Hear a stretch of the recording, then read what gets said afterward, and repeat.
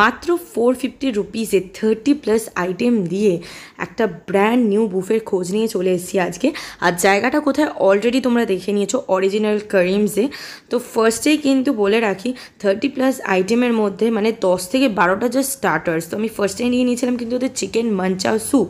এছাড়াও কিন্তু বিভিন্ন স্টার্টার্স ছিল, দেখতেই পাচ্ছ প্লেট ভর্তি করে নিয়ে চলে এসেছিলাম। যেমন মিনি তন্দুরি কাবাব, হরিয়ালি তন্দুরি ছিল, দিল্লি ফ্রাইড চিকেন ছিল, চিলি চিকেন ছিল, ফিঙ্গারলেট ফিশ ছিল।